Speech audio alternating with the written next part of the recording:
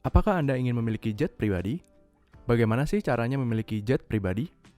Ya, tentunya sih harus punya uangnya dulu ya. Tapi nggak perlu memiliki juga sih ya kayaknya.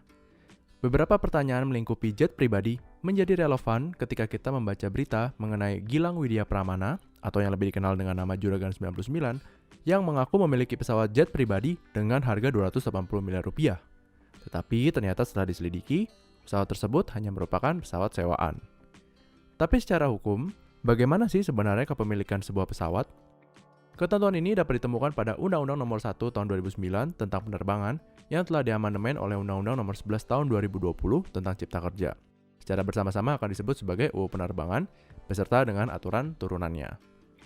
Pada dasarnya, setiap pesawat udara yang dioperasikan di Indonesia wajib memiliki tanda pendaftaran, antara tanda pendaftaran Indonesia atau tanda pendaftaran asing. Tanda pendaftaran dapat menjadi salah satu bukti kepemilikan atas sebuah pesawat udara. Tanda pendaftaran Indonesia dalam bentuk sertifikat pendaftaran dapat diberikan terhadap pesawat udara sipil yang memenuhi kriteria berikut ini. Pertama, tidak terdaftar di negara lain. Kedua, dimiliki oleh warga negara Indonesia atau Badan Hukum Indonesia. Ketiga, dimiliki oleh warga negara asing atau Badan Hukum Asing dan dioperasikan oleh warga negara Indonesia atau Badan Hukum Indonesia untuk jangka waktu pemakaian minimal 2 tahun secara terus-menerus berdasarkan perjanjian. Keempat, dimiliki oleh instansi pemerintah dan tidak digunakan untuk misi penegakan hukum. Atau kelima, dimiliki oleh warga negara asing atau badan hukum asing yang pesawat udaranya dikuasai oleh Badan Hukum Indonesia berdasarkan perjanjian kegiatan penyimpanan, penyewaan, dan atau perdagangan pesawat udara.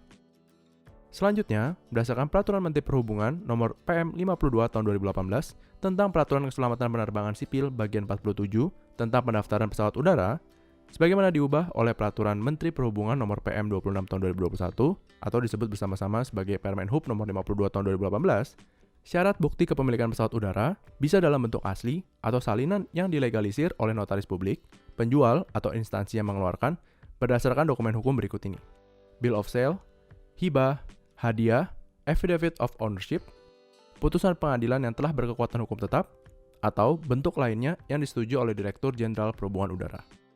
Jadi, kepemilikan sebuah pesawat udara bisa didasarkan pada dokumen-dokumen hukum berikut ini, yang nantinya menjadi dasar untuk mengajukan pendaftaran pesawat udara.